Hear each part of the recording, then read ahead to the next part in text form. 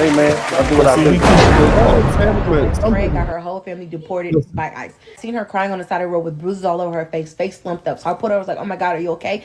So long story short, she lived in a house with her grandma, the grandma's sons, their wives, and their kids. Her dad's She lived in the house with her grandma's sons, their wives, and their kids. Okay, we talk about a young lady. Listen to this. brother was trying to seduce her, so her uncle or somebody's uncle was trying to seduce this girl. she spoke up about it and said something. The dad's brother's wife and the dad's brother's daughter jumped her.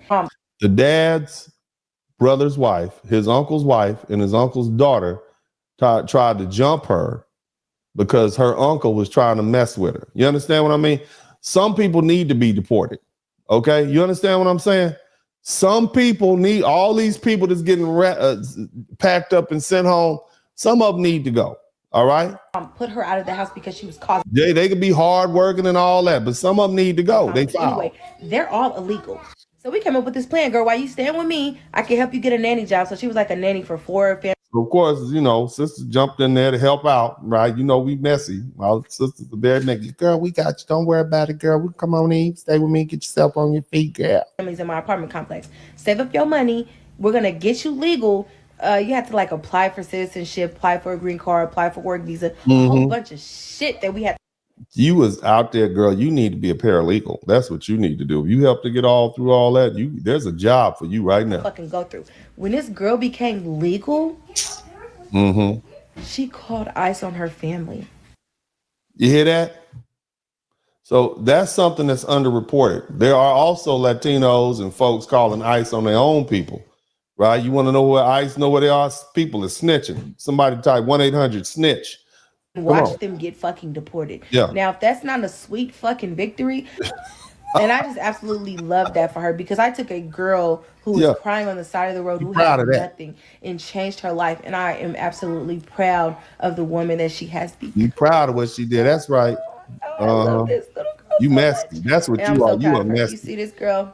You messy. That's what you are, ma'am. You are messy, but I understand. So some people need to be deported. Now, here's the thing,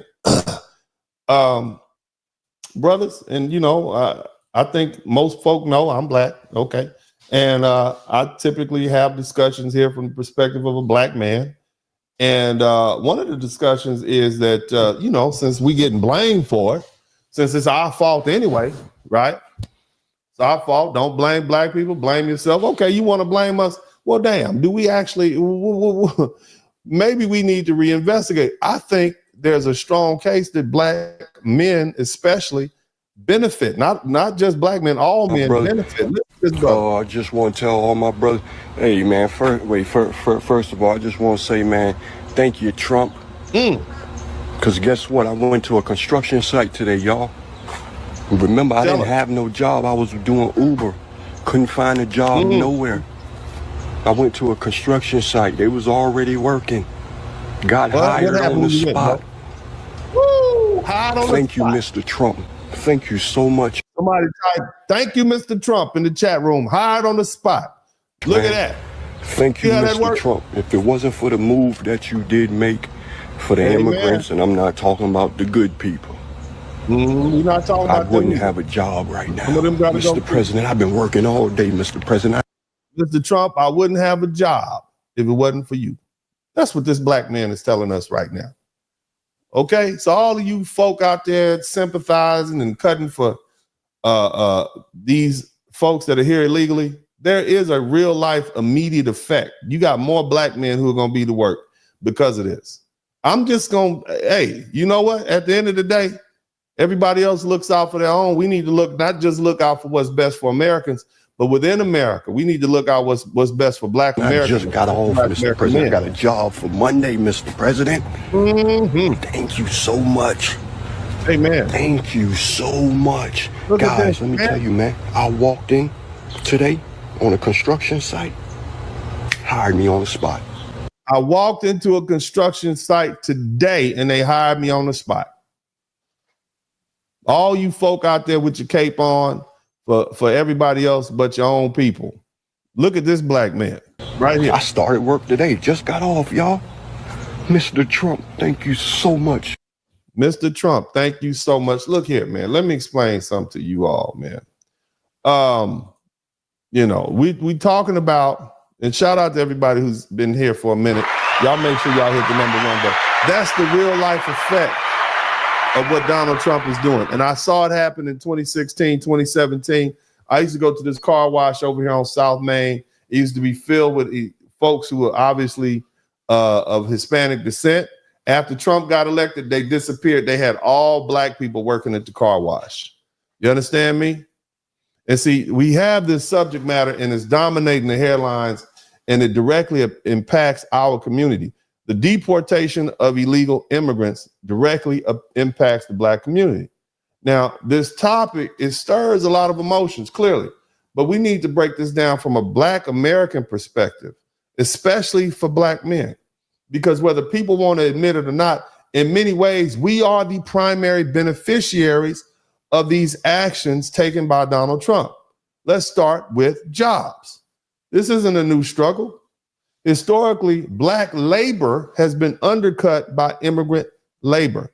And going all the way back to the 20th century, when black workers from the South moved north in the Great Migration, all right, they were looking for factory jobs in Chicago and Detroit and New York, only to find that business owners were eager to hire the newly arrived European immigrants instead of the black folks. So now we can fast forward to today, and where we're seeing the same dynamic. But now it's undocumented illegal immigrants. Come here. Come over here. Come here. I need you to do me a favor. I don't want to break up my conversation. I need you to go get me some water. Come here. Say hi to everybody. Hello. Look at them. Your team win or lose? They won.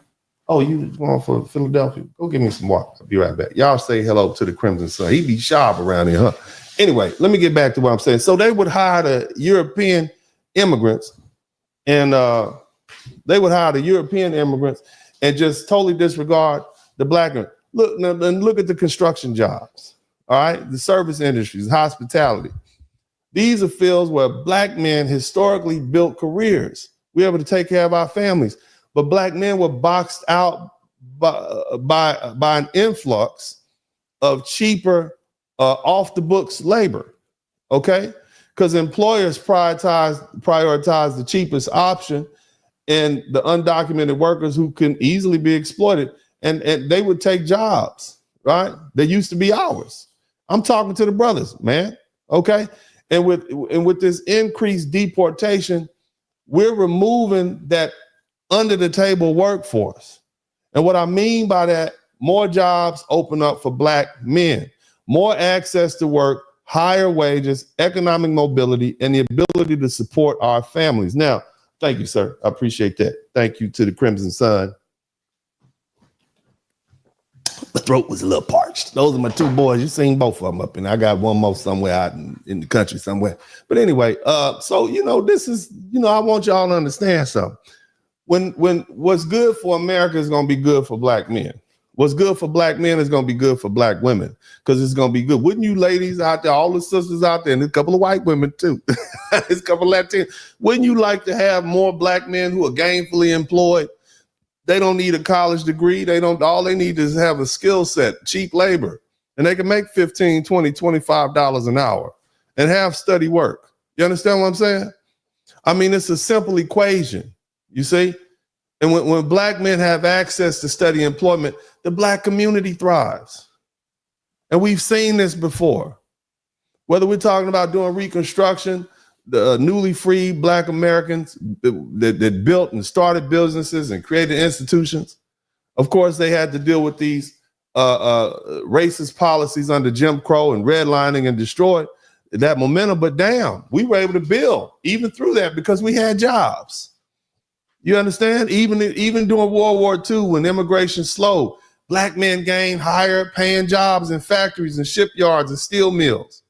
And that era produced one of the largest economic booms for black Americans. So what happened was all the white guys, remember the army was low-key segregated. So all the black men stayed home. So the women and the black men were working, and the white men were fighting a war in Japan and in Europe. So guess who was left working? Black men. And that created an economic boom. And so history proves that when we eliminate unfair competition, somebody type unfair competition in the chat room. When we eliminate this unfair competition, black men rise. We strengthen our families. We invest in property and we uplift our communities. And if black men aren't securing work, how can we build generational wealth? I'm just talking to black folks because you all voted 92% for Kamala Harris. And she wasn't going to do none of what we see happening right now. 79% of black men voted for Kamala Harris, and she was not going to do anything of what we see right now. I just want you to think about it. Somebody type vote your interest in the chat room. DennisSpurling got the mic on fire. Black father, I have black son. Tune in, weekly feeling inspired. From the heart, real talk ignite. Every episode brings to light. Subscribe, hit the like, won't you dare. Share the love, you know it's family. Join us every week, don't be late. Drop some coins in the collection plate. Drop some coins, enjoy the ride. Come say hi, catch the wave, don't pass by. Lifted spirits always in sight.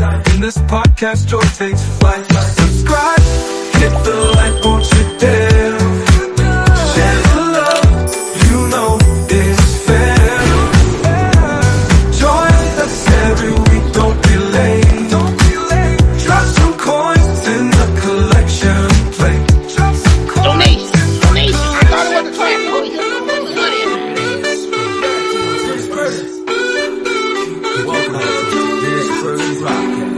Hey man, I'll do what I do. You know that.